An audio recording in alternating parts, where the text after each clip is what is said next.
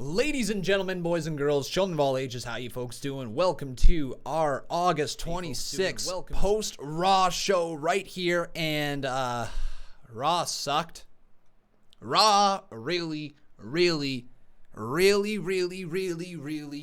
not enjoyable okay. I mean, what do you even start with this? This Raw was illogical, stupid, silly, nonsensical. What are you doing? It was a tough edition of Monday Night Raw to legitimately watch and to sit there for hours, 3 hours of your night, and feel like you accomplished something.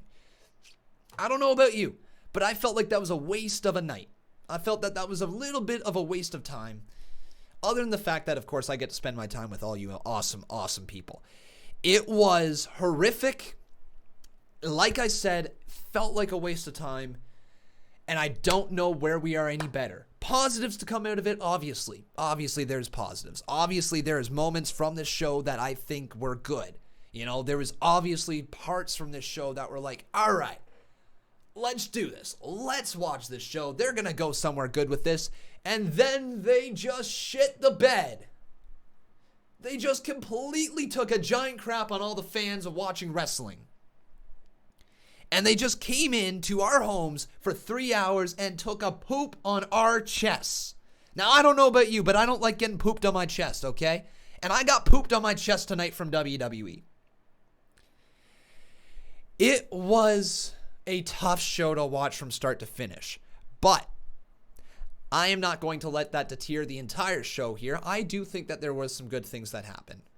I think that there was some positive moments to come out of this show, and we're going to break it all down. So welcome everybody here to the live stream. My name is Conman167 once again, and you know what we do here at the start of the live stream, even though we're really early, because I didn't want to upload any freaking reactions from tonight's show because it was so rough. That's the reason we're early, but you know what it is? It's time for that Conman certified roll call. So who do we got in here today? We got Jack. How you doing, Jack? Welcome to the live stream. We got Nathan Noble up in here. We got King03. We got the Blue Mate. Welcome to the live stream. We got Chaston Alfred. Welcome to the live stream as well. We got Meercraft. We got Jonah TV20. We got Sophia Hornby. How you doing, my friend? Austin Olson. Welcome to the live stream. 813 Entertainment. It's great to have you in here. Jobbermania Podcast. Welcome to the live stream as well. Joshua Francois and Hockey Star 22. You guys are all up in here today. And Steve Comer. I've been pronouncing your last name wrong. Well, my bad, my friend. I would like to know how to pronounce it. If you could tell me. Maybe I did just pronounce it right there. Who knows? But yeah, everybody, as you can see from the show line down behind here, there is a lot to talk about with horrific booking. And then we're also going to touch a little bit on the new tag team right here. And I also want to hear from every single one of you guys as you can call in live to the show. If you would like to check that out, it's available down in the description below. We do have two...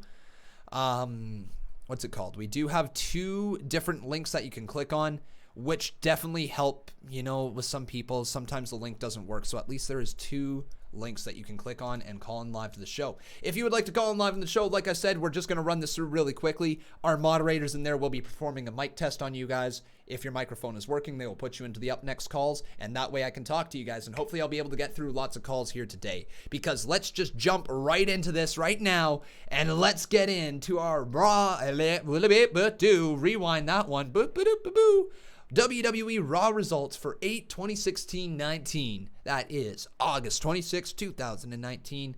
The return of Sasha Banks into action and the King of the Ring tournament continues. Let's see right here what the show consisted of. Well, it consisted of Sasha Banks starting off the show, and oh boy. I was so happy to see Sasha Banks return just a week ago. I was so happy to see, or was it a week ago or 2 weeks ago? 2 weeks ago, sorry. I was so happy to see Sasha Banks return, and she had the blue hair, she shed the old purple wig, and I thought, yes, girl, yes, queen, right? This is the girl we've been waiting for. And then she cut this promo. This promo was scripted, and big time. You could tell it was scripted, you could tell it was not her own words. Could tell she wasn't speaking from the heart. She could barely get the words out without bumbling over her lines. Sasha Banks doesn't believe in her character. She does not believe in this bitter blue bitch that she has created. No, she doesn't. She doesn't give two craps about it. Here she was saying that she took her ball and went home, which is absolutely true. But how can you possibly spin that into a storyline when she doesn't even believe it herself? It was a rough, very first promo for Sasha Banks returning to her heel persona. Nothing like her stuff down in NXT. This would not make anybody cry. Izzy's not crying over this here. And it was just tough to watch. Saying she's the standard of the women's division when she can't even cut a decent promo on live TV tonight. She could not get the people invested. The crowd was lost after no time. It's a tough way to start off the show. However, what I will say is that the brawl that happened between Natalya and Sasha Banks following that was at least decent. It was not a great matchup. It was not, or not even a matchup. It was not a great brawl. There was nothing really too insane that come of it. But I will say it's nice to see that WWE is allowing their women superstars to go on down to the ring and brawl like the men. You know, 10 years ago, you would not see that. It would have been a cat fight. It would have been jumping on top, pushing their hair into the mat, swinging their hair, throwing their hair around the ring, and it was all focused on the hair. And you're just like, really? This is catty. No, not anymore. The real brawl happened between Natalya and Sasha Banks, which was at least half decent. So I don't mind the brawl at all, but the promo was really rough. The delivery was off for, I think, pretty much everybody. She seemed like she was attempting to sound tough, right? And she didn't sound tough. She sounded like she was a whiner, like she was just, you know what I mean? There wasn't that initial, yeah, I'm a bad girl, you know, I'm a bad person now. There wasn't that Io Shirai feel. There wasn't that immediate demeanor change, at least the presence on TV. Sasha Banks still felt like Sasha Banks. Io Shirai feels like a brand new character going from her baby face to her heel persona. Sasha Banks feels like it's the same character, just with a little bit more aggression towards the fans and to the good people in wrestling. So yeah, that's kind of my takeaway from that whole segment, and I don't think it was very good, other than the fact that the brawl was just okay afterwards. Steve Comer right here saying Raw was crap, but Drew and Ricochet was a good 3. Or was good. Oh, sorry. I thought you were going to say good 3 out of 10. I was like, wow, I thought Ricochet and Drew was better than that. No, Ricochet Drew was a very good match. But again, the booking is off. Let's get into it. Ricochet versus Drew McIntyre was our first matchup of the night. Now, this was after the Street Profits announced the fact that we are going to be getting the tag team turmoil later in the night. We'll touch that later on here. But yes, Ricochet versus Drew McIntyre. And right away, McIntyre sat on the throne. He looked like $1,000,000. He looked like he could potentially be the winner of this tournament. He looked like he was meant to wear that cape and crown and scepter. And WWE fucked the sheep on this one. How can you possibly have Drew McIntyre lose in the first round to a man half his freaking size? All right, I am getting so tired of WWE coming in here, giving us good superstars, phenomenal superstars to root for, and you finally get a heel who is over the top, who is great, who is finally over with the fans, who can make you feel like he is going to cave your skull in, and you have him lose to a cruiserweight. Look, I like Ricochet a lot. I like the underdog story a lot. I don't like it when it's in the first round and nothing has happened to give the underdog the story. A match between Ricochet and Drew McIntyre in the semifinals before going on to the finals of the King of the Ring tournament would have been delightful. If that match was right there from start to finish, seeing how they booked it, no problem with it. If you wanted Ricochet onto the finals, you put him there over Drew McIntyre in the semifinals. But you give it a story. You give a reason why Ricochet wins. Maybe McIntyre had a hellacious match against Samoa Joe in the second round, and he's a little banged up, and Ricochet has a chance to beat him. But now, where do you go with McIntyre? What do you do with this? He lost to an Undertaker who is over the hill right now. He's playing second fiddle to Shane McMahon. He got lost in the sidelines to Elias, and now you give him a loss over Ricochet in the first round of the King of the Ring tournament when he was meant to go far to make a star performance happen. You have also eliminated Kevin Owens in the first round, your biggest babyface in the company. Yeah, you got Kofi Kingston. Kevin Owens is your biggest babyface right now. Fans care more about Kevin Owens. That pipe bomb and the Shane McMahon stuff, they care more about it than Kofi Kingston. And you had him be eliminated in the first round as well. So now you take two guys who are meant to face in the finals, or at least somewhere go further in the tournament, and you take all of the intrigue out of the tournament because your top superstars are out. And look, I am fine with having superstars lose down the line. All right, I'm fine with McIntyre losing in the semifinals, or hell, even the quarterfinals if they really, really wanted to. But this was infuriating to watch. They clipped the nuts off of Drew McIntyre. I truly mean that. Where does he go? What does he do? How does he get the momentum back? How do you rebuild Drew McIntyre into a true top-tier performer when this was his tournament to win?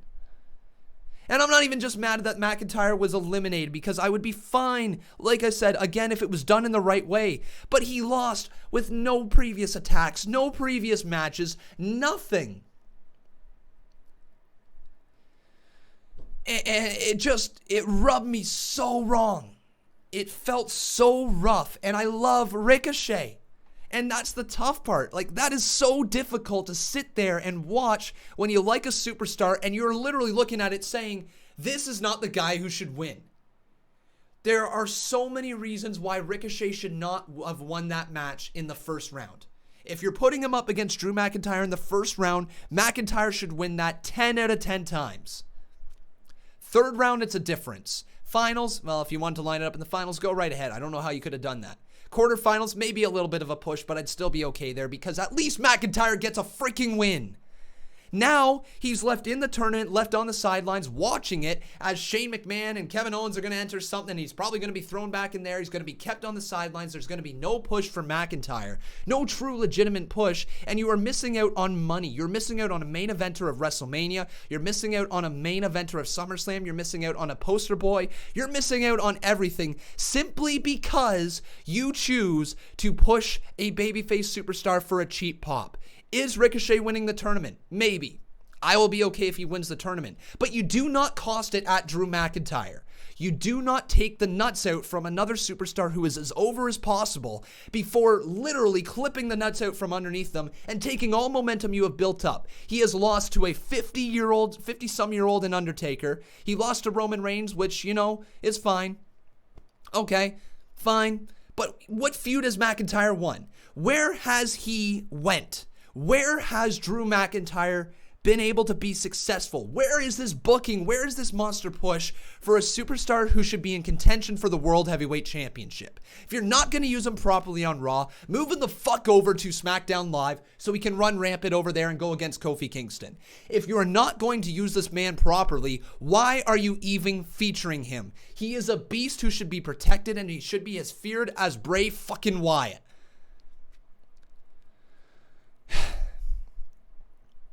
He is money, and anybody who watches wrestling knows that. And I'm tired of seeing Drew McIntyre being treated like a normal heel. I'm tired of seeing Drew McIntyre being treated on the same level of Bobby Lashley and Baron Corbin, where they are okay to lose because they're a heel, because they can get back over with their heel work.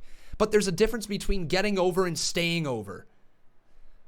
Braun Strowman stays over because he's a beast. Braun Strowman stays over no matter what his booking is, but still, it was crap booking for so long, and the sale is almost set on Braun Strowman. 2 years ago, Braun Strowman was in contention for the World Heavyweight Championship at Royal Rumble against Kane and Brock Lesnar.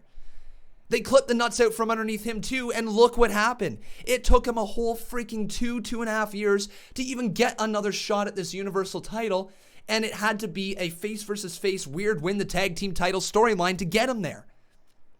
You are doing the exact same thing. Let me try that again. That wasn't English. You're doing the exact same thing with Drew McIntyre. He is being hurt by booking. And you cannot keep hurting superstars by booking. If they get over, let them stay over. Give them a run with the title. Have your babyfaces chase the championship, even if it's only for a month. The chase is better than the result for a babyface. And when you have a heel who can be booked as dominant and to be as feared as, say, Brock Lesnar, you should. You shouldn't have him losing to Cedric Alexander or Ricochet or whoever else they want to make him lose to. Just because he is a superstar who is a heel does not mean he loses every single time to a babyface. He's got to get over on his own. He's got to be able to stay over. And you need booking decisions. You need booking help to get him there. I'm so tired of seeing the same old crap when Drew McIntyre should hands down win a feud. WrestleMania rematch. Roman Reigns versus Drew McIntyre. Why wasn't Drew McIntyre the one to go over? I don't care about the WrestleMania match. He got a match against Roman Reigns. That's fine. Good. The match was good. Cool. The rematch? Why did you clip the nuts out underneath him? How about the feud with Undertaker? Why did you clip the nuts out from underneath him? How about the stuff with Shane McMahon? You devalued the value of your biggest asset in Drew McIntyre, his standalone promo ability where he makes you fear him. Instead, he's playing lackey to Shane. And where do you go with the King of the Ring tournament? You make him lose in the first round, clipping once again the nuts out from underneath him. This is going to be very tough for McIntyre to be rebuilt from. It really is. And I don't know any other way else to describe this other than to rant, because my God, I'm tired of seeing WWE literally throw mega money superstars to the wayside. McIntyre single-handedly revived the United Kingdom wrestling scene. He single-handedly got eyes on What Culture Pro Wrestling and helped that succeed while he was there. He single-handedly put a bunch of eyes on NXT as his champion for his very short reign. And he got Adam Cole in the Undisputed Era over. And he also got Andrade over in NXT. And you are pushing him right now to be what? Please tell me what you're pushing Drew McIntyre to be. Because I don't know. And no, Brian O'Dell, I do not have anger problems. I have problems with shitty booking. It was so tough to watch McIntyre lose this match because it was a spirited bout. And I want to see McIntyre do well because the guy is money. Like I said, he is money. He is a guy who can go as a babyface or a heel, get your promotion over, bring it to the top, and literally sell out arenas. He's an international superstar. He's everything you could want in a world champ. And all you do is you clip the nuts out from underneath him. And I'm tired of seeing Drew McIntyre being treated this way. I'm tired of WWE treating their heels this way. It just makes no sense. Ricochet wins and advances in the King of the Ring tournament. And again, I don't hate Ricochet. He's one of my favorite performers. But that's not a match he should have won. At least he should not be facing, Drew McIntyre in round one, no matter how good the match was. I don't know what to do. Let's talk a little bit more about the show here today. So we then got it confirmed that Seth Rollins and Braun Strowman are going to be facing each other for the Universal Championship at Clash of Champions. Take that as you will. Seth versus Braun is an intriguing matchup, so I'm not really upset that that's going to happen. I'm actually really looking forward to it. I do like the dynamic of the tag team champions facing each other, even though to this day it makes no sense why they got a tag team title shot. But I mean, I'm excited for this match. I'm excited to see what Strowman and Rollins can do. I'm excited to see the storytelling told from the tag team title match to their Universal title match. Excited to see what happens in the tag team match against Dolph Ziggler and Robert Roode. Little spoiler from earlier on. It's just, it was, it is what it is. That one I'm not upset about. So I like the build for that one. So there we go. We then got ourselves The Miz coming on down to the ring as he is going to be in the match next. And of course, he called himself King Awesome, which clearly meant he was going to lose because that sounded terrible compared to King Corbin. Well, yep, I was right. King Corbin picks up the win over a very game Miz. I do believe that Baron Corbin continues to be one of the most underrated wrestlers on the roster. I think his heel work is out of this world, and I truly believe that his moveset is one of the best big man power movesets without actually being focused on power, if you know what I mean. He's a big, intimidating man in there, but he doesn't have exactly like the bulk that, say, Braun Strowman does or Bobby Lashley. So I like seeing Baron Corbin have this different, more athletic style of movesets, but still focus on power moves. His end of days is a thing of beauty, and his deep six is also amazing. So, yeah, he picks up the win over The Miz. And again, talking about cutting the nuts out from underneath people, The Miz. If you want to take a look at how important wins and losses are, look straight at The Miz, and you will understand why I'm so upset at Drew McIntyre. The Miz got himself over as a babyface, and why I'm also upset about Kevin Owens, losing in the first round a week ago, whatever it was. It's because you can see how quickly losses can add up and how quickly fans lose interest. Think about this. If Kofi Kingston would have lost the second time coming out of Elimination Chamber, fans' support for him would have died. It just would have been out the window. People wouldn't care anymore. You got to have wins. You got to have wins.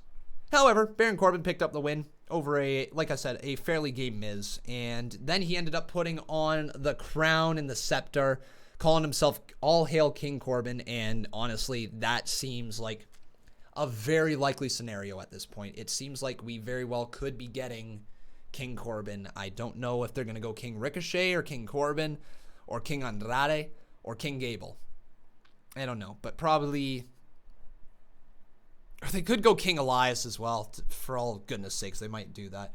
Or they could go King Buddy Murphy, but... Regardless, that was the win there. Baron Corbin looked great in the crown and scepter as well, and he is probably my favorite to win the tournament at this point. I know it's weird to say, but I think King Corbin would be a great little gimmick for him. It would be added to his whole walking down to the ring, talking about his accomplishments, everything like that. So I think I'm okay with it. We then found out that Sasha Banks will take on Natalya later on tonight, and then we are going to get the 8-team Tag Team Turmoil match. The winner will take on Seth Rollins and Braun Strowman for the Raw Tag Team Championships at Clash of Champions. Wrestling Network saying apparently it's going to be Shane somehow inserting himself and winning. Are you kidding me? That actually hurt. Okay. All right. Really? That better not be. God damn. If that's a thing, man, they're totally doing it. They're totally doing it. Frig, man. Yeah, they're totally doing it, aren't they?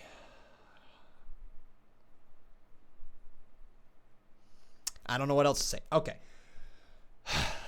Let's go on. We then got ourselves the Bayley versus Nikki Cross match. Oh yeah, you ready for another little mini rant?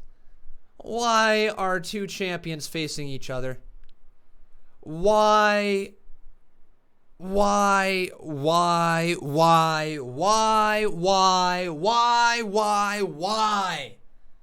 you having Nikki Cross, one half of the tag team champions, facing Bayley, the SmackDown Women's Champion? Why? I don't get it. Why? You're taking your tag team champion, who is just starting to get over. I mean, literally starting to get over, to the point where she won a championship, to the point she's getting reactions every week. And I know she's a girl, but I mean, it's 2019, so you never know. But seriously, you clip the nuts off her as well. Where is all this momentum going? Why are you pairing Bayley versus Nikki Cross for a throwaway 5-minute match when I get it, but why? Why is this the match? Like, I totally understand that you're going off the Bliss talk show. What's it called? Moment of Bliss.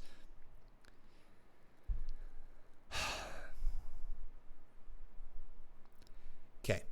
When you're taking your tag team champion off of a Moment of Bliss where there was a tiny interaction with Bayley and you're putting her in a match against Bayley, the finish should not be clean. The finish should not even happen. The finish should result in storyline development that makes you want to see the match more in the future, because you have two champions in the ring. One's a tag team champion, one is a WWE Women's Champion. One picked up a win over Bayley not so long ago. Why is she losing here when she's a champion, when she has seemingly gotten better, when she doesn't have all this wacky Alexa Bliss stuff going on? They're on the same page. Why? Can you guys understand why I am listing all these out in such a slow demeanor right now? Because none of it makes sense. Truly, you're literally looking at your paper. I do this for the Conman Universe. You look at your roster and you say which two superstars have the ability to face each other. And let's say if you were to put your champion in a match, who do you want your champion facing? Do you want your champion facing a potential challenger of the future? Probably not. Do you want your champion facing a champion? Hell no, because one of your champions are going to lose. Do you want your champion facing a superstar who has something to prove? Abso-fucking-lutely. This is not a throwaway segment spot just to throw your champions in and hope for the best and give them 3 minutes in the ring. This is a spot where you got to use to build up your superstars of tomorrow. WWE is constantly bitching about the fact that they are always deal with injuries, and that last year they were dealt with so many injuries, and that's why the product sucked. Bullshit. The product sucked because of your inability to constantly create superstars and constantly put people over to make them better in the future. Nikki Cross, all of her momentum that she had from winning the tag team championships to beating Bayley in a match has been erased because of WWE's inability to book superstars. Brian O'Dell, I'm going to tell you to please stop telling me to calm down, because this is a show where I'm ranting. If you do not like this, please do not watch. I am pissed off with WWE constantly booking these superstars into corners. Nikki Cross should not lose a clean match against Bayley when she is a tag team champion. The only reason she should lose is if it's going to be storyline development and if you're going to create storylines out of it. That is the thing with WWE. Storylines are all you need to see. And you need to be constantly developing them. You need to constantly be on your paper every result that happens, figuring out the next way to go. Booking for future. Taking a look at possible superstars who should be coming and facing them. If you want to put a superstar over, put them against an NXT talent. You know, the NXT talent isn't going to win, and maybe not a really featured NXT talent. Where was Aaliyah, let's say? I'm not saying Aaliyah's the best chance to pull up, but where's Aaliyah, let's say? You could put Aaliyah there on the main roster against Bayley. She could have a good showing, and then she could lose, and she'd go down to NXT. She'd rebuild. She'd get some main roster stuff. You know what I mean? There's so many other superstars you could put in there in the ring. Charlotte Flair's debut on the main roster wasn't even when she got called up. She wrestled Natalya and lost to her in her very first match. Charlotte, yeah, a lot of people were saying that was a terrible decision to expose Charlotte and then not have her win. But seriously, it ended up working out long term because she got main roster spotlight. And, you know, she got a little bit more over. She grew a few more Twitter followers, let's say. That's all you need. If you are going to potentially put somebody into a corner, don't let it be your champion. Don't let it be a superstar who you just want to see develop. Nikki Cross should not have been in that match, or at least should not have lost clean like that. It was embarrassing to watch Nikki Cross lose that quick, as she's a tag team freaking champion. And yes, you can say all you want. The fact that she is a tag team champion means she's not good in singles competition, which is bullshit because she already beat Bayley in one-on-one singles competition. And that was not even touched on.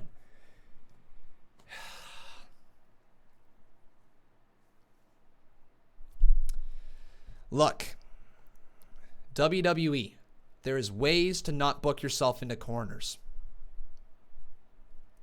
Gotta learn how not to. I believe that was probably the worst part of the show, though. The first little bit, everything that I went through so far, that was the stuff that sucked the most.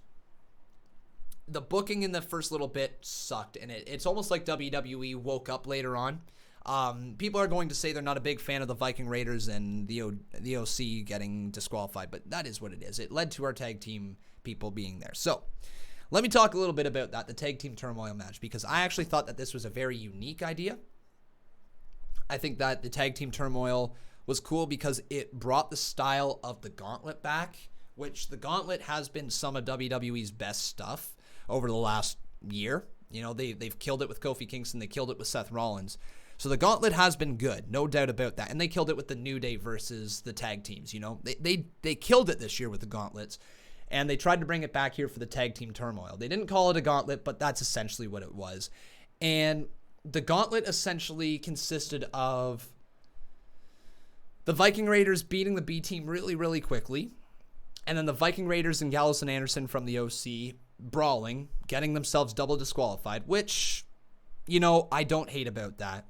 Let me talk about why I don't hate that. I don't hate it simply because I think it keeps the Viking Raiders just one step back from the tag team titles.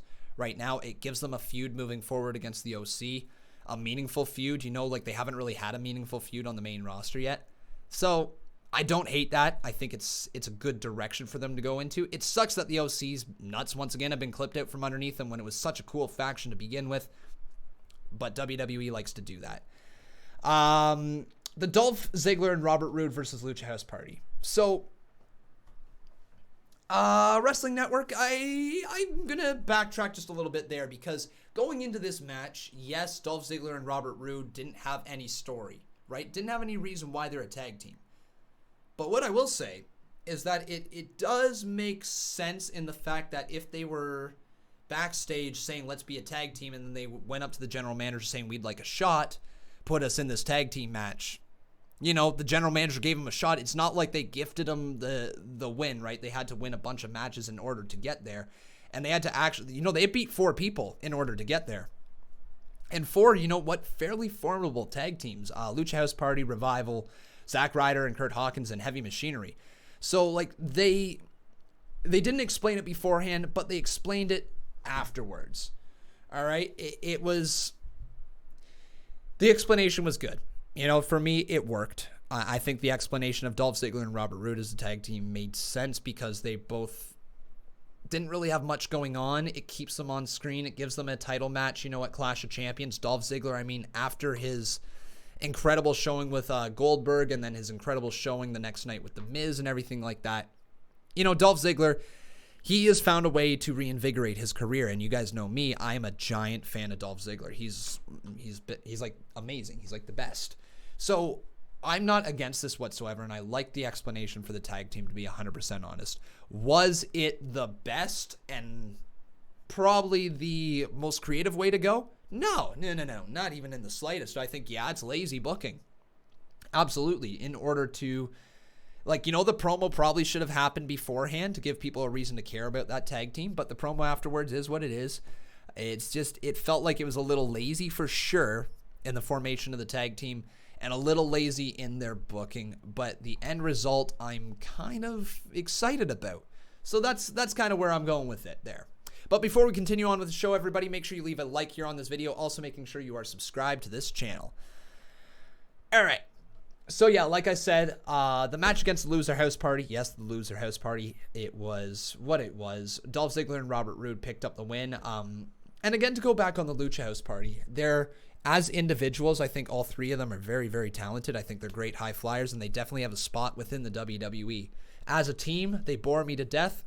I'm not interested. I think they are shit as a team, and I think they could do a lot better as individuals. I think returning Grand Metalik over to 205 Live would be very beneficial, but in a singles push for him. And I would like to see Lince Dorado go down to NXT while Kalisto maybe switches brands and heads on over to SmackDown Live or something like that. Or you keep Lince Dorado up on the main roster and you put Kalisto back down in NXT because he would put on some great matches down there. That's kind of where I see that one. The Loser House Party for me still does nothing. Yeah. We'll try to get you guys live calls here quickly. I know I've been ranting here today.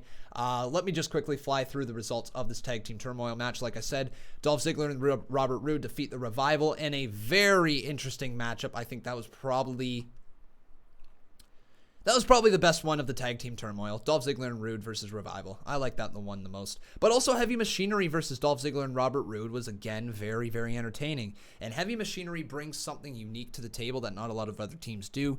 They bring a sense of... They bring a presence, but they also bring comedy, you know?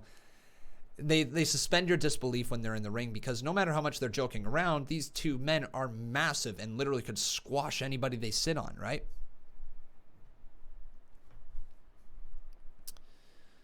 Wow.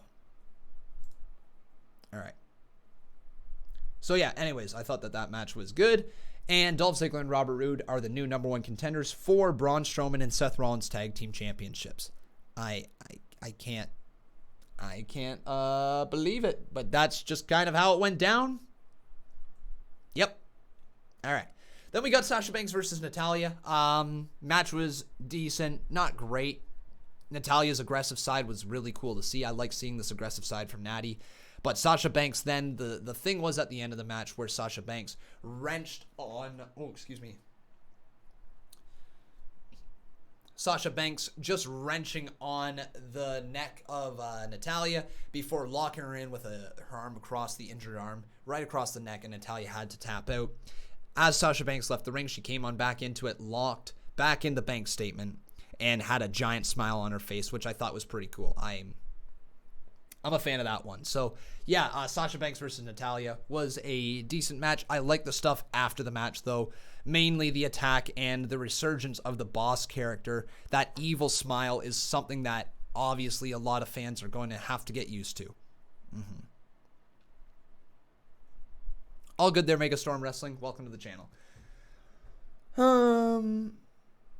But yeah, like also to go back on that right there, like not going back on what I just said that it was a decent match, but for the promo earlier in the night, I think Sasha Banks needed to kill this match a little bit more, and it didn't quite happen. You know, Sasha didn't quite get the full reaction she needed to, and I don't think her heel character is quite set in stone yet. I think we need another segment with her next week, something that is going to make the fans buy in a little bit more, and she will definitely need a better promo if she is going to be able to get over with these fans, especially when Becky Lynch is cutting promos like she was last week. All right, continuing on right now, we got Cedric Alexander versus Cesaro, which was a very, very good match. And this is exactly what you needed to do to put over a superstar. When I am talking about superstars who can afford losses, well, let's go back to the Nikki Cross segment, right? Nikki Cross versus Bayley it's not a match that needs to happen. It's not a match that anybody benefits from winning. It's not a match that anybody benefits from losing. It's just a match. However, Cedric Alexander going in a match against Cesaro is a giant benefit to either superstar if they win, and it doesn't really hurt either if they lose. That's a win-win type of booking. And I know people maybe wanted Cesaro, and I know people wanted Cedric Alexander, and you're going to have people complaining on either side who won. At the end of the day, Cesaro got eliminated round 1. He's a over superstar. He's established in the WWE. Losses aren't going to hurt him right now. And Cedric Alexander had a gutsy performance there, selling his left knee, I believe it was, the left knee. Now, what that does, it offers up a story moving into next week. It offers up a story why Cedric Alexander will lose to Baron Corbin. Baron Corbin will take full advantage of the injured knee from Cedric Alexander, and just like that, you have a reason for your babyface to lose while keeping him over with the fans and getting the heel more heat. That's where you're going with it, and that's good booking. You know, that's not short-sighted booking. This was done for a reason. All those knee injury attacks were done for a reason.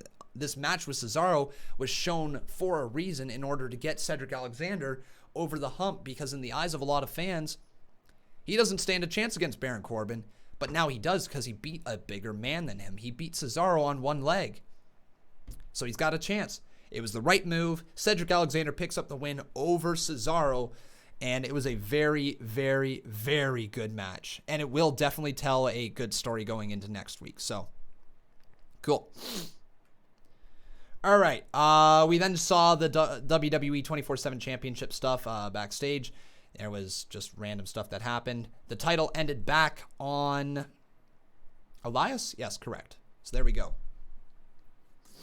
Yeah, and then we got the explanation for Dolph Ziggler and Robert Roode, talking about how random people can come together as a tag team.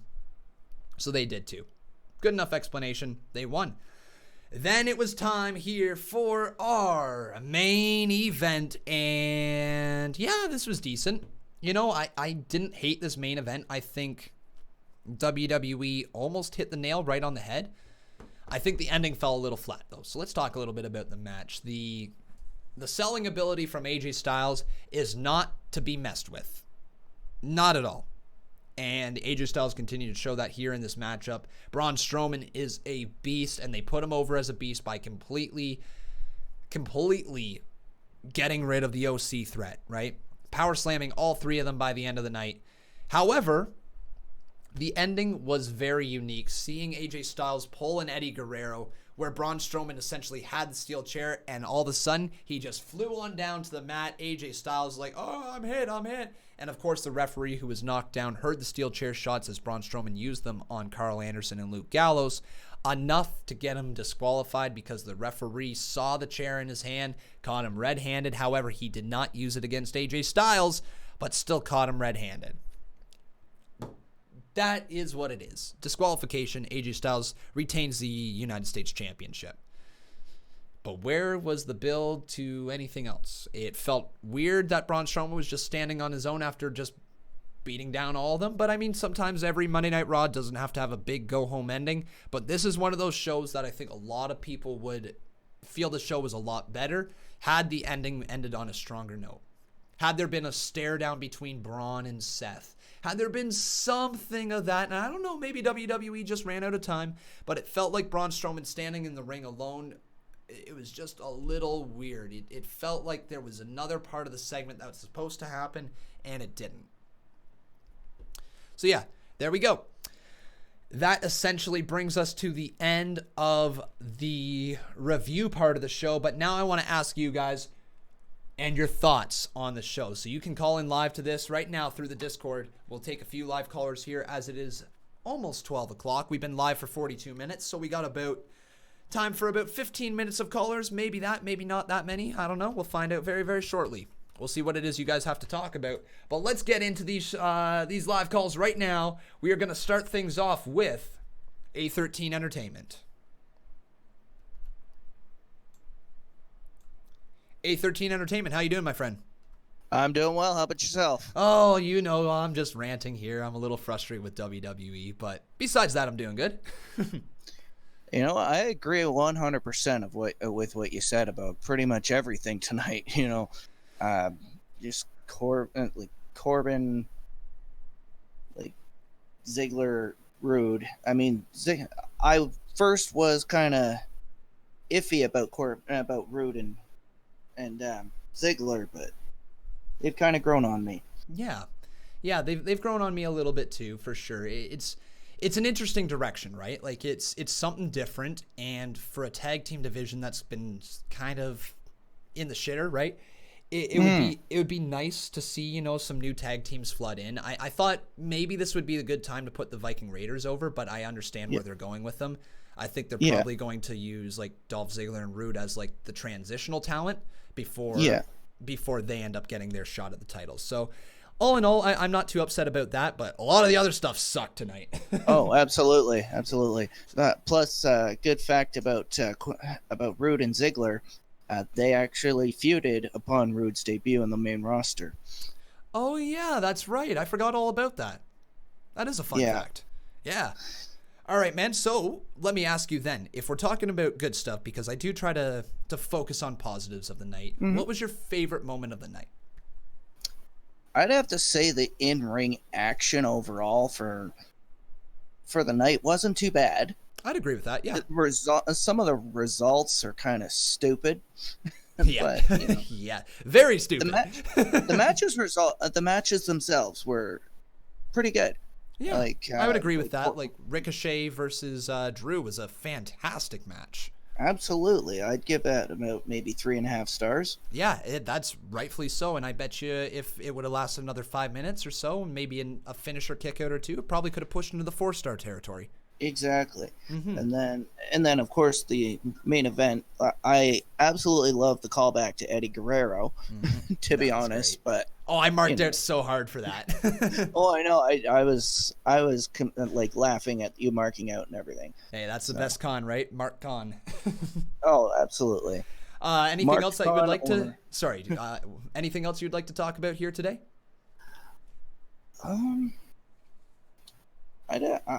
I just say, the overall wrestling of the show is good, but I don't I don't know what what they're trying to prove with against AEW, because honestly, it doesn't even look like they're trying to compete with them.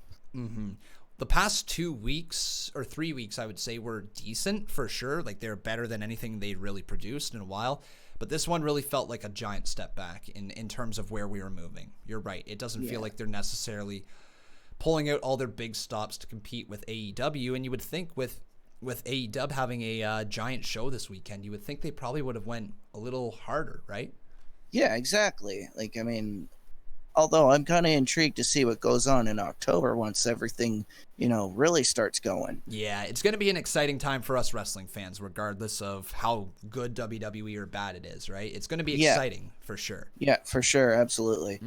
Well, thank you so much for calling, my friend. We got a few more callers to get to, so have yourself a wonderful night. You as well, and thanks again for taking my call. No problem, man. Make sure you call back in the future. Always nice talking to I'll you. definitely call back. All right, buddy. Have a good one. All right, so let's get on to Latina 101. Latina 101, how you doing? Hi, Oh, hello. Welcome to the live stream. I'm awesome. You're awesome? Well, you are awesome. It is great to have you in here. What would you like to talk about tonight? I'm just shocked right now. You're shocked about what? I'm talking to you. Well, take a deep breath. I'm just a normal human being, and we can talk wrestling, right? So, what would you like to talk about tonight from Monday Night Raw? What was your favorite moment of the night? Let's start there. I don't care if Sasha Banks is heel, I still love her. Okay. So you're a Sasha stan, eh? Yep. Yeah. So what is it about Sasha Banks that you love so much?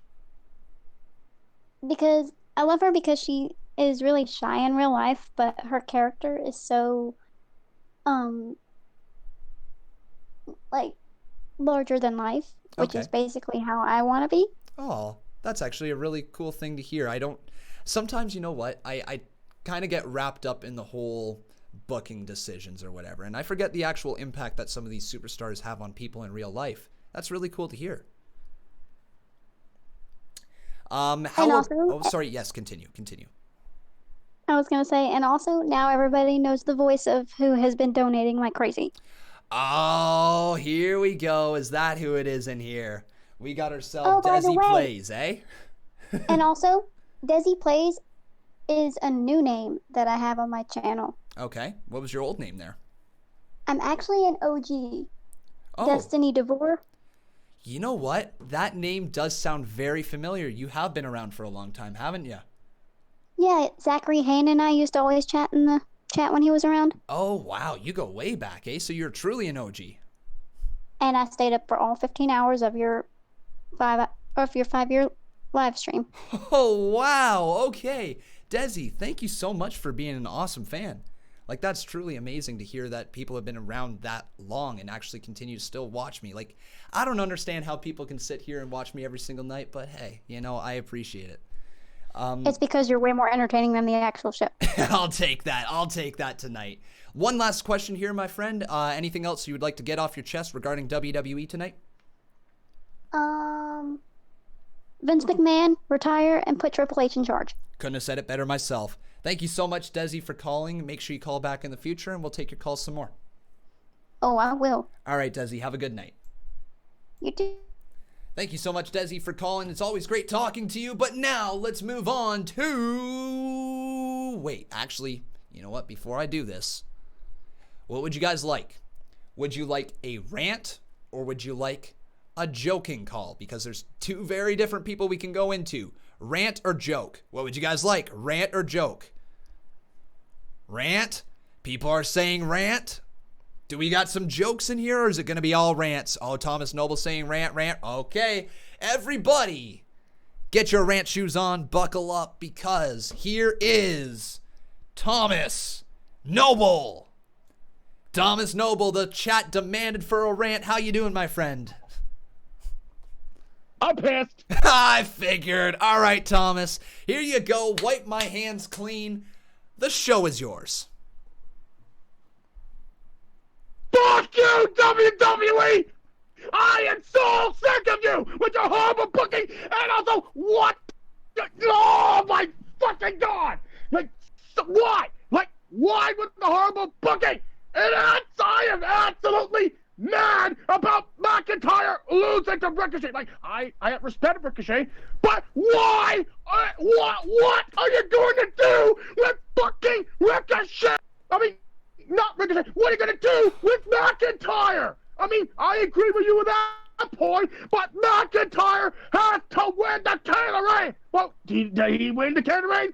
Fuck no. He lost to a cruiserweight of Ricochet. Oh, my God. And WWE has horrible booking. Horrible booking. And, well, you don't have a fucking general manager on Raw and SmackDown, just like what? Oh, but son of a bitch, son of a bitch, son of a fucking hell! And I'm just so sick of WWE right now with all the horrible booking. If you don't get good booking on SmackDown, I will punch you in the face. Wait, me? Fuck you, WWE! You gonna punch me in the face? What? It's not my fault. I'm talking about SmackDown. I'm talking about SmackDown. Oh. If SmackDown don't have good booking, I'm going to punch them in the face. Okay, so you're going to punch a show in the face, right? Just smack dab in the face? If they don't have good booking, all right. Yeah. All right, so it's got to be good booking. WWE. All right, Thomas. Welcome to the show, man. It's always great having you on here. Yes, your rant is absolutely correct. The booking today was atrocious. You're absolutely correct, Thomas. But as we do, everybody, and with every call here, let's just cool this down and let's ask you, what was your favorite moment of the night?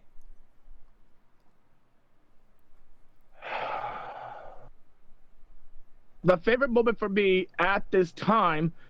Let me see. Would it be the It match? has to be the actual match between Ricochet and Drew McIntyre? Like, not the ending, but the match itself. Is that your best moment or your favorite moment of the night, probably? No. No? Okay. All right. But the best moment for me so far is when Rude and Ziggler won the match, and they have a right to face the tag team champions at the Clash of Champions. Yeah, that was fun to see. It's just such a different team, right? Yes. Two unlikely matched superstars.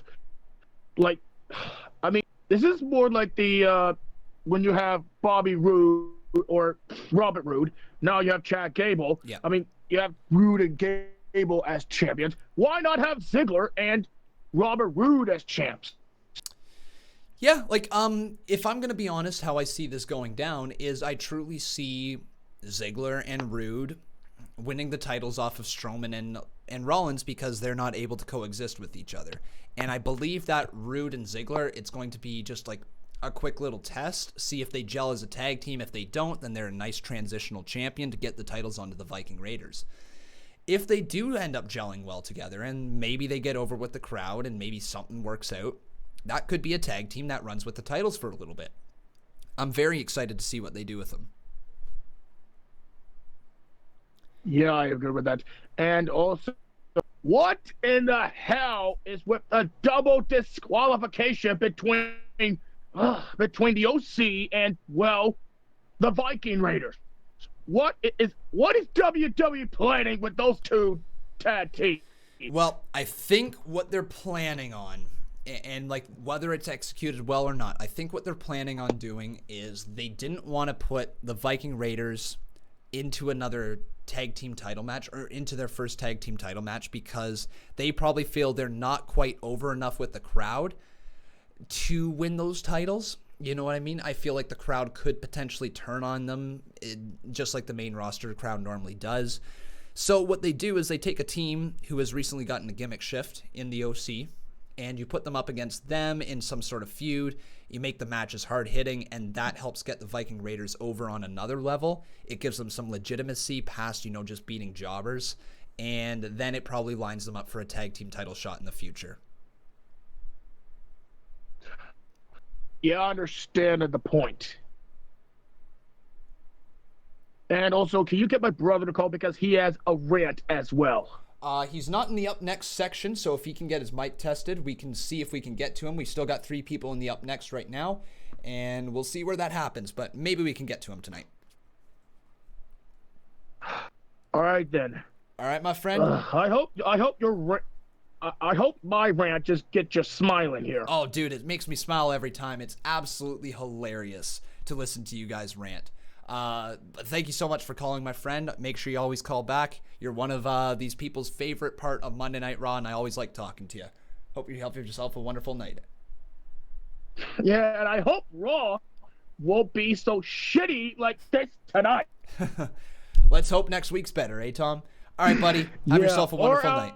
I won't rant again. There will be more rants in the future. All right, Tom. We're going to move on to the next caller, though. Have a good night, buddy. Okay. Goodbye. There we go. All right, now we're going to get a little sarcasm up in here. We're going to get Jack. Oh, Jack, your microphone's muted. There you go, buddy. To you? Oh, wow. Look at this, Jack. How you doing? Am I a joke to you? You want a joke? Are you a joke? Am I a joke to you? You said I was a joke. Yeah, you're a big fat joke. How am I a joke? You're funny looking. What? Ow. How you doing, Jack? Well, Conman, tonight was an amazing show. Best show ever. Well. All right, back it up with facts. Okay, I got a little mad during the show, not gonna lie. Yeah. You were dissing on my boys, the Lucha House Party. Dude, the Loser House Party sucks. Stop it. I'll book them right when they bring back Story Creator. Oh, man, dude. Like, I gotta ask you legitimately. Do you legitimately like the Lucha House Party, or are you just doing this to mess with me? Of course not, but I have to. Good. All right. Just had to double check. Had to make sure that your sanity was still good. And had to make sure that I didn't have to put you on my no-call list, all right? Oh, wow. All right, Jack. Well, let's break this down here tonight. Your favorite part of the show. What was it? Scott Dawson's ass. Yeah. Oh, I forgot about that. I literally, oh my God. That full moon was a thing of beauty. It is the fattest ass on the wrestling brand. It was juicy. It was plump. Oh, yeah. Putting the woman to shame. Oh, was he ever? Oh my God. Like, yeah, full moon right out there for everybody to see. I know for a split second it cut to black. I don't know if it did that in the States or whatever, or if it did in the UK or whatever, but it definitely did here in Canada. But I caught enough of it just to see the full crack right there, thong up, everything. Oh yeah, it was beautiful. Nia Jax who? Nia Jax who? You're damn right. Scott Dawson all the way. Yes! All right. Besides some ass, what else did you enjoy from the night? Oh, man. You know, I'm an ass, man, but other than that, we'll see. What happened tonight? I woke up at 9. Oh, so you missed a little bit. I missed the first hour of Raw. You know what? Then I That's looked at probably... Twitter, and I was like, why did Drew lose to Ricochet, bro? Okay, so you're coming in from the outside. You're literally coming in from the outside, not watching the match, and you're thinking the same thing, like, what is going on? Why did I Ricochet... cried for like 10 minutes. Yeah, like, dude, I couldn't shut up about it on the stream for about 15. Like, it was the most baffling decision to see happen. Like, you're on the same boat as me, thinking McIntyre is an absolute gem. Like, he's a megastar in the making, right? I thought they would have pushed him by now. You would have thought, and...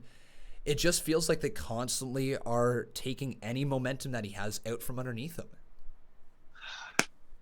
I think McIntyre is good. I think he will make his way into the main event, but I do see the Lucha House Party picking up a win over Drew McIntyre. Main event at WrestleMania, triple five-way, WWE Universal Championship. I tried to follow that. Say it again, one more time for the people in the back. The Lucha House Party will defeat Drew McIntyre in a fatal five-way for the Universal Championship at WrestleMania 38. Using Lucha House rules, right? Using Lucha House rules. So that means all of them are in the ring at the same time, all five of them. And it'll be a Lucha Jack match. A Lucha Jack. Oh, there you go, man. So many masked men around the ring. Whew. Only masked men. It could be like the Dark Order from AEW, but less creepy.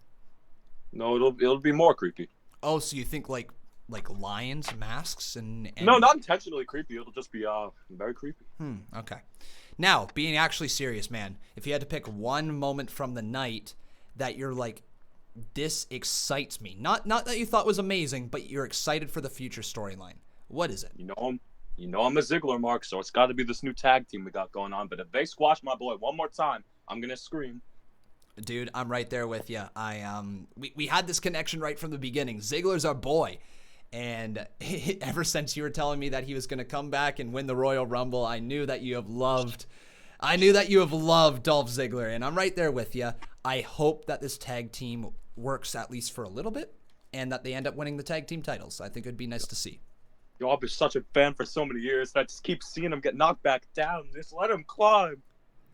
So let me ask you, since I don't run into too many fellow massive Dolph Ziggler fans, what was the thing that got Dolph Ziggler over to you? What is the moment that you remember from Dolph? Well, not gonna lie, I didn't really watch much WWE until like 2013. That's when I started getting like super duper into it.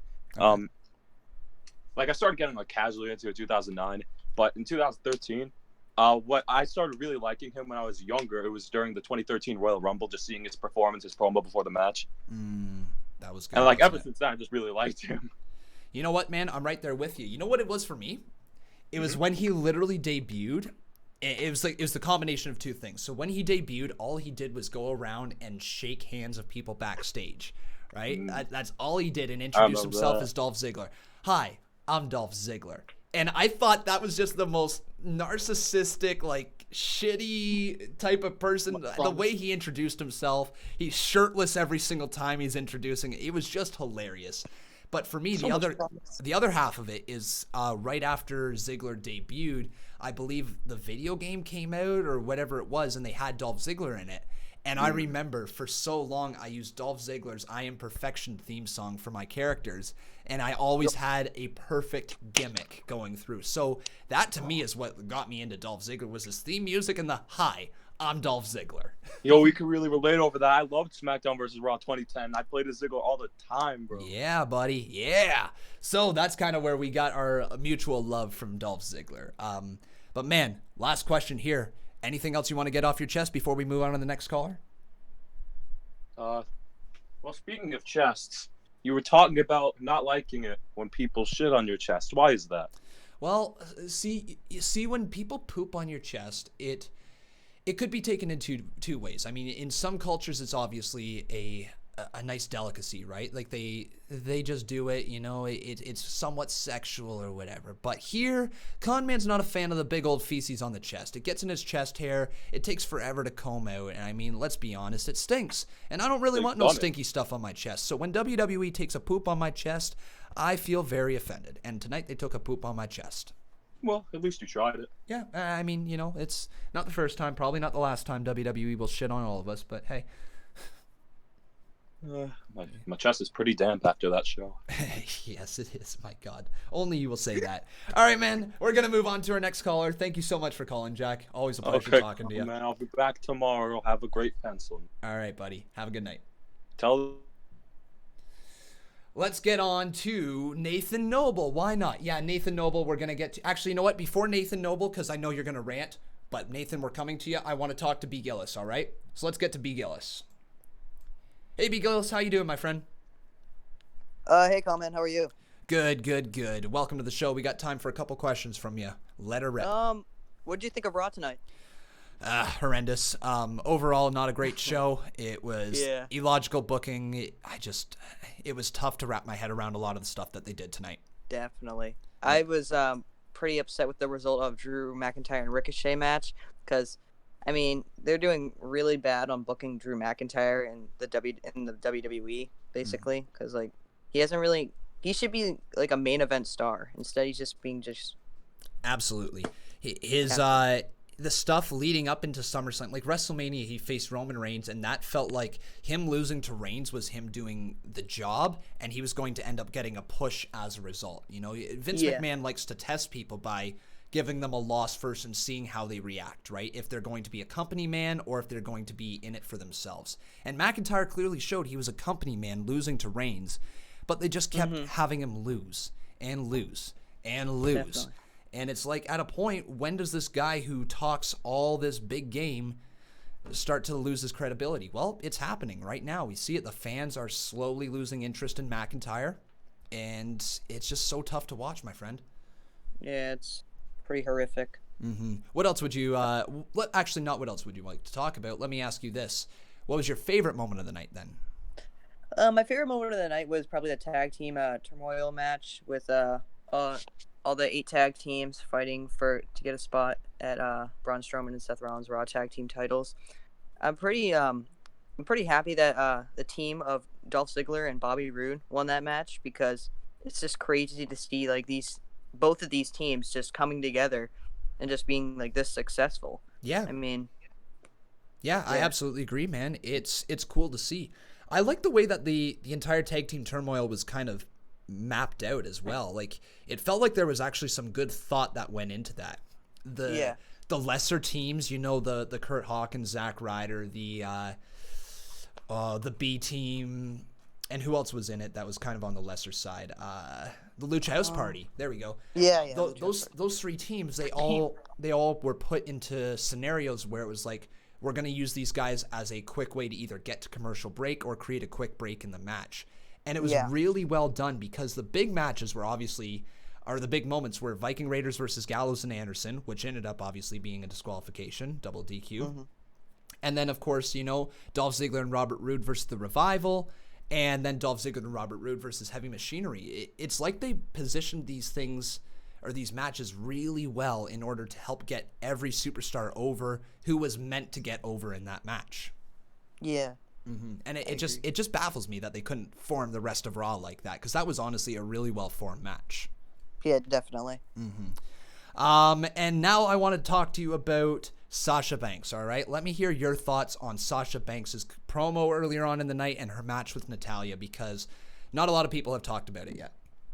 So with Sasha Banks, you could just tell that her promo was scripted. I mean, she didn't really put any effort in it, and well, her heel work, I think, is honestly pretty cool. Like, after what she did with the Natalya match, as she attacked her and just gave that evil smile. I thought that was pretty cool. But she's doing a pretty good job as a heel. Just, like, not with her promo work. Yeah, the promo work needs to be brought up to another level. And, again, it's just that over-scripting. You touched it right on right there. It's all these promos are over-scripted to the point where it's not even their own words coming out of their mouth. They feel like they're reading, and it's almost like when they're looking at the hard camera, they might as well be reading off of a teleprompter. I want to see more personality released from Sasha Banks because her stuff down in NXT as a heel was phenomenal, and we know she can cut good promos. We know she can make little girls cry. That's how good of a heel she is, right? Yeah. And it's just, I really hope WWE taps into that and we don't get a Sasha Banks light, and that they don't end up doing the same thing that they've done for every new character, and like I've been saying tonight, clip the nuts out from underneath them, right? It's not needed. So hopefully Sasha Banks is able to muster up the strength to cut some good promos, because tonight was really weak for her. Yeah, it was a pretty weak promo. But yeah, I do like the heel work at the end of the match with her smiling and all that. I think that was really good. So that's closer to the Sasha Banks that we need. Yes. Anything else you'd like to talk about before we move on to our last caller? No, that'll be all, Conman. All right, my friend. Have a good night. Thanks so much for calling. You too, Conman. Bye-bye. Thanks. All right, let's go with Nathan Noble. Nathan Noble, you are our last caller of the day. You said you have a rant. The floor is yours, my friend. Welcome to the live stream. Thank you, calling, and I'm not in the good mood tonight. I'm not in the good mood. I got a rant. All right, rant away. You gotta be fucking joking, WWE! You are completely lost it there! I mean, how in the world you want to be a bad booking to the entire WWE Universe? Maybe they did chanting, this is awful. This is awful. You got a live fucking show. I don't know how my life thought stayed like that. You had to create a product for the entire WWE Universe, but then they checked it. This is awful, and you make us fucking sit there and do this to us. You're gonna fucking sit there and do this to us right now. You make us literally have to wait for them to do the commercial break. Give us fucking wrestling. Get us fucking wrestling, man. You complete. Until then, no. You got 24/7 championship and product, and then now we have to sit there and watch the tag team division goes worse. Maybe that would only go worse. And that always it's been ridiculous. Now I had to sit there and listen the entire WWE Universe check that this is awful. You fucking joking. I wish WWE could fix Raw needs to fix right now. You bastard. You bastard, Raw. Fix it or step up. Couldn't have said it better myself, my friend. You hit the nail right on the head. WWE, step up. Nathan Noble has called you out, so listen to Nathan, all right? Otherwise, he's going to rant some more.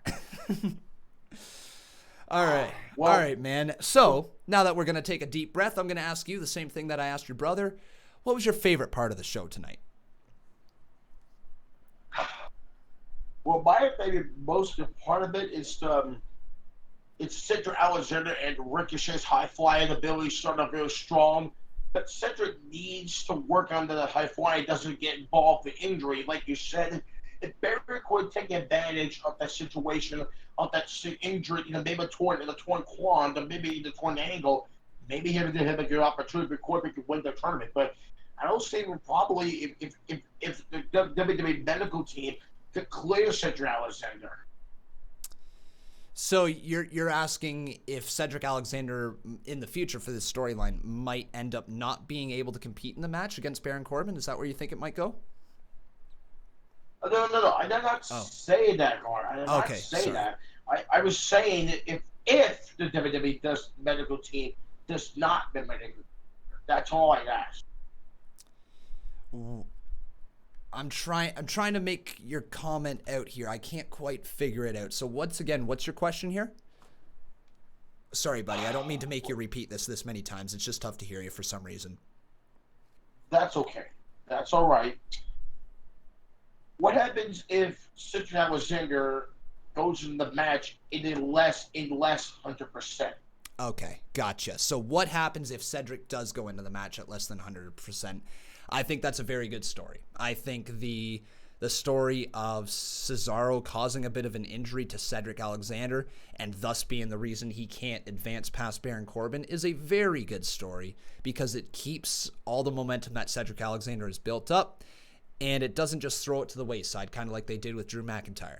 It keeps his momentum moving forward. He can have a gutsy performance, and that will help get him over as a babyface in the long run as well. I think it's going to be very, very well booked if they do continue the injury over, which it seems like they're going to. Okay, so that's going to do the year. You can close if you want to, but first, make sure to help him out to subscribe to this channel. Tap that little bit on the YouTube and turn on the post notifications and never mention that well. And I'll see you on Tuesday if we record to get some more ratings. If SmackDown goes so well, we probably would end up it could be good enough, give it a good score. But if that doesn't work, we could get more ranting about low. Okay. All right, man. Thank you so much for calling and have yourself a wonderful night. Thank you. All right, everybody. Unfortunately, actually, you know what? There's one more quick caller in here. So, Chief Cam, we're going to actually get you really, really quickly just because you're the last caller today in the up next room. So, here we go. Chief Cam. Hey, Chief Cam, you're absolutely our final last caller today. How you doing, my friend? I'm good. How are you? I'm doing fantastic. We got time for one quick question. So what is it you would like to get off your chest here? I personally don't like the Strowman every single title. So you don't like Braun Strowman holding all the titles? You kind of broke up there. Sorry. It's okay. I don't like the idea that since Braun Strowman is in everything, Okay. no one else. Okay, yeah, I understand. Yeah, Braun Strowman slightly being overexposed here a little bit for sure. Are you connecting with the storyline at all, though? I mean, yeah, I like the idea that the tag team can't keep eyes off the title. Like, I like it. Mm-hmm. It's definitely On top of the tag team title stuff. Yeah, it's a little much on top of the tag team titles, isn't it? Yeah, I see where you're coming from for sure. I think the only way WWE probably saw making this feud was to have the tag team titles incorporated, which is obviously why the titles are on them. I think they could have went it a bunch of different ways. You know, they could have easily booked to a face versus face match where it was just Strowman continuing to stare at the Universal title. They could have done all that without the tag team titles. So I do understand that it is a little bit overexposed, but hopefully after Clash of Champions, they won't be tag team champions anymore, and their Universal title match is going to be very, very good. Hopefully. Yeah, that would be that's for the best thing to happen. Yep, I agree, my friend. But thank you so much for calling in. I'm sorry that we don't have time for more questions from you, but that's got to be the end of the show. Well, thank you for making time for me. All right, no problem, buddy. Make sure you call in the future. We'll try to get you on earlier, okay? All right, I will. All right, have a good night, my friend. All right, so that brings us to the end of the show here today, guys. Thank you so much for calling in. Thank you so much to everybody who watched this show. The Raw post show here is starting to gain a little bit more traction, which is lovely to see. I do want to continue to produce these videos every single week. I do want to continue to make sure that I produce the best possible reviews that I can for you guys while taking in your live calls. So the post show is normally around the 11:30 mark on Monday nights and 10:30 on Tuesday nights, but if we don't have any good reaction clips to upload, we will go live earlier like we did here tonight. So that's kind of how we're working moving forward. But guys, that's going to be it for me here today. Thank you so much for watching. Hope you leave a like on this video on your way out. Make sure you are subscribed and turn those notifications on, and then come on over to twitter.com/conman167. Make sure you follow me over there so that the conversation can continue with all things wrestling. But again, guys, that's going to be it for me here today. Thank you so much for watching, and I'll see you guys tomorrow for Fire Pro Wrestling World at 3:30 p.m. Eastern Standard Time. I've been Con, and that was Monday Night Raw.